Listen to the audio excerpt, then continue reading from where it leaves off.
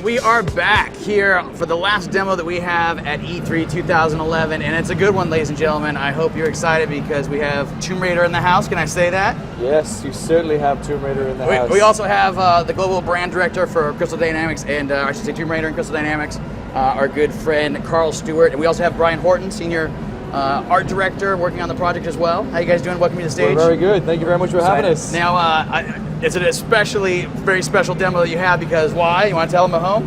This, outside of the Microsoft conference, is actually the first time that we've demoed it live outside of our booth. Excellent. All right. Well, it's kind of a world exclusive in its own right. Thank you so much. We got the game here. So without further ado, we're gonna let Brian just jump in and let's take a look at what you guys brought. All right, here we go.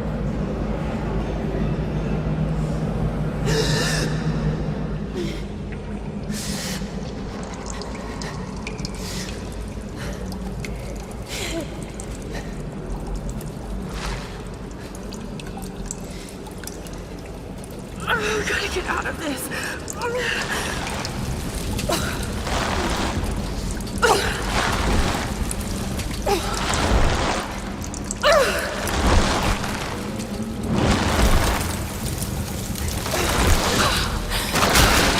I can't die like this.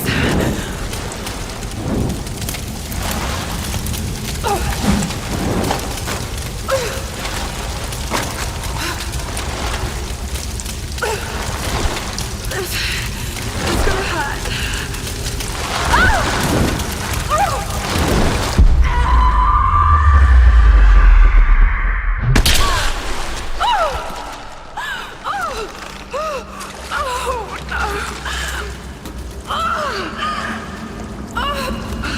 Come on.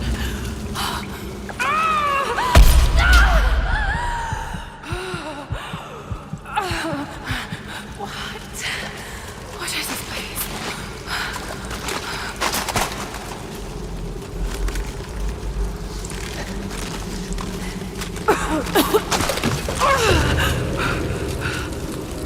God, no. What did he do to you? I've got to get out of here. Torch.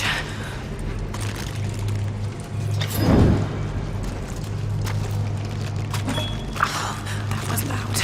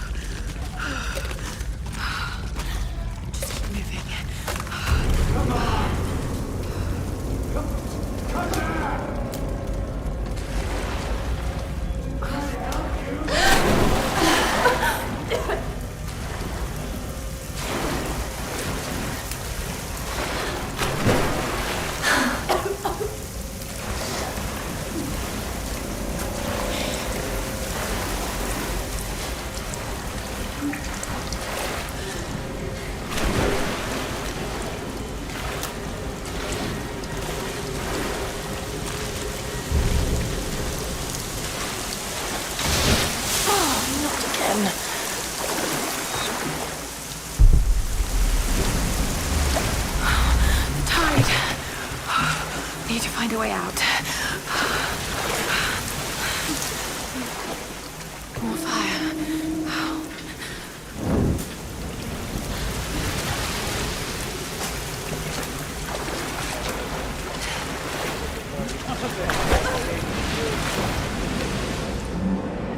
gorgeous game. Thank you. Thank you so much.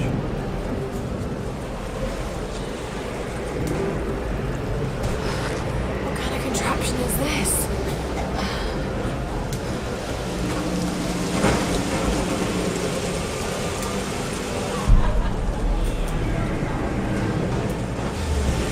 What is that? We saw Brian doing there. So basically, survival instinct. It's a way to teach the player all the way through about sort of touch points in the world, things that you learn. It's about character growth. So that's smart, resourceful Lara, the sort of the pillars of the game. Is kind of you becoming the forged hero that we want you to be as Lara Croft. And you have to grow into that and understand how the world operates. And the section that you're showing us right here, how far into the game would you say this This takes? is actually the opening. Oh, this is the This is the opening of the game. This is the first sort of challenge that you're put through to try and survive this situation.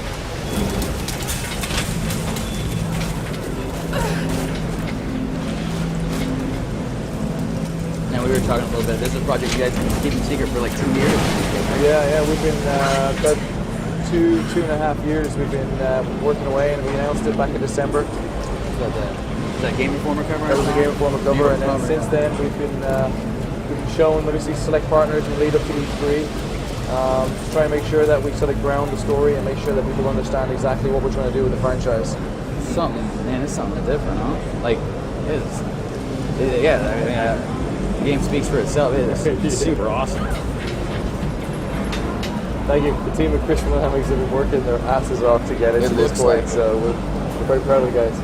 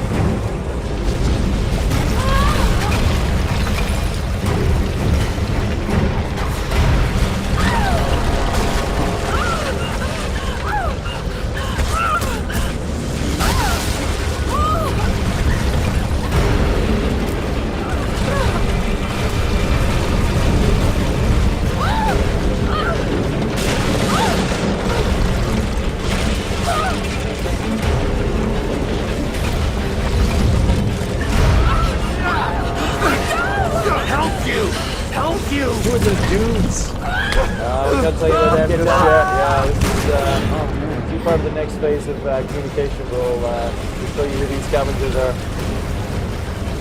It's all about Lara right now.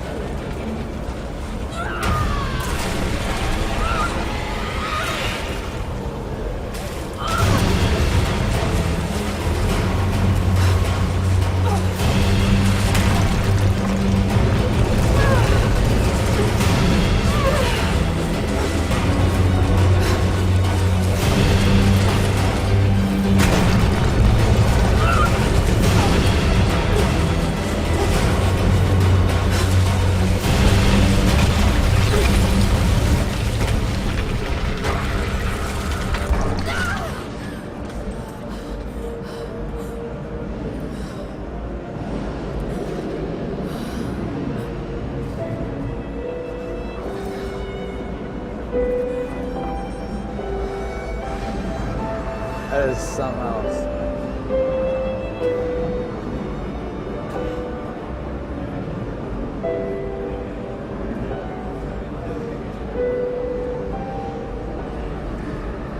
And there you have it, huh?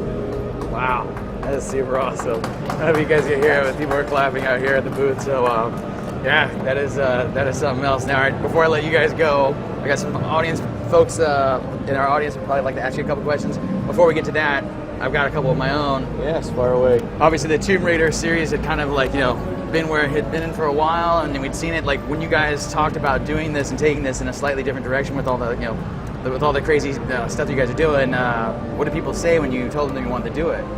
I think everybody knew that when we finished Underworld, it was time to sort of review Tomb Raider, see where it was going to go in the future. I think when Daryl and the team at Crystal all got together, we decided it's time to reimagine Lara Croft and bring Tomb Raider for the ages.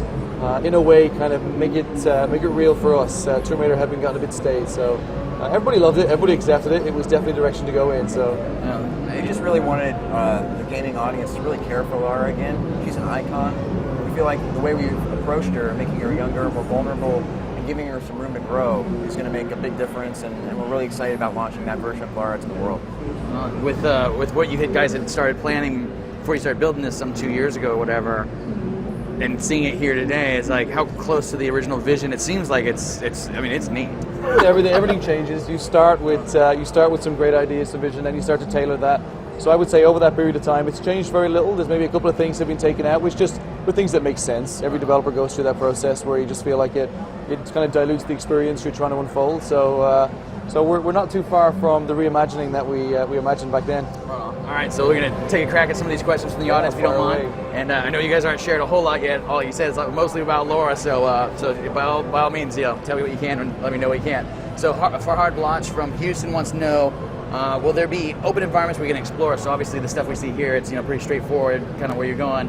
Do we get to areas that we're going to look through? Yeah, we've been shown behind closed doors, one of our new hub areas. And one of our goals is to create these sort of non-linear spaces, and with our new sort of dynamics about how Lara can move around these spaces, it allows you to feel like you're actually being an adventurer that Lara Croft should be. So these spaces are critical to the game, critical to the story. They'll be placed all around the island, and they're kind of a big change for the franchise. In the past, we've been very linear. We've been very sort of binary, jumping from ledge to ledge. Now the system we put in place allows you to have freedom of control to move around and really explore. Fantastic. One of the keys to Lara's adventures in the past, obviously, have been dual wielding and sometimes pistols. Chris Strebler out of Charlotte, North Carolina, wants to know how do you guys basically handle the combat scheme in the new Tomb Raider? So it's a bit early for us to be showing combat because obviously we're trying to introduce this character arc, this young girl who's landed on this island and had to deal with her first situation, and it would kind of extract you from the situation to say, here's a gun, go fight. So I think that will all come. There's a time and place for it, but we're being extremely competitive when it comes to combat for Tomb Raider. And before I let you go, I'm going to ask you a couple more questions here. From Finland, we got somebody asking about the different platforms you guys are going to release it on. Obviously, we've seen it on the Xbox 360 right here. What else you guys got cooking? We're going to have PlayStation 3 and Xbox 360, PS3. Yeah, they're the three main ones. The three main ones. The QuickTime events. Drummer out of Wisconsin wants to know, are there a lot of QuickTime events? Are there any RPG elements we see her progress in terms of her abilities and everything as you go through the game? Yeah, character progression has a lot. It's one of our big goals on the project. So just because we're telling an origin story and Lara doesn't have all the skills she needs, to be the true hardened survivor, she's going to learn and grow, and these sort of RPG elements are going to be incorporated. But as far as weapon progression, we really wanted to start her off with nothing and have her survive just from her wits and her inner strength. And the first little bit there, it was kind of a rough time for her. Yeah, it certainly was. And I would say that what you see at this early stage in terms of QuickTime events, that's no indication as to the amount or the level of them throughout the entire game. I got you. Obviously, this is a first look. We're fall 2012, so we're a bit of ways away. Yeah, you guys got some time. Yes, we certainly do. I'm totally going to let you guys off the hook at this point because these questions are they go on forever. And I know you guys are keeping a lot of stuff secret. So I will take well enough and say thank you so much for coming by and showing the game off. Thank you very much. Really do appreciate it, Carl. Thank you so much, Brian. The game was fantastic. Thank you. And with that, ladies and gentlemen, that is our GameSpot E3 2011 stage show. We hope you enjoyed it. We had a ton of fun bringing it to you, and there's still a couple of backpack guys running around here that you're going to be able to watch for a little bit longer. Probably start seeing us tear up this booth and do all kinds of crazy stuff. Are you guys out of here now? We have maybe 5 or 6 things left to do. We're on our 9 o'clock flight back to San Francisco. Excellent. Well, I will let you guys get started on it. Again, thanks you all for watching. We'll see you next time here at GameSpot.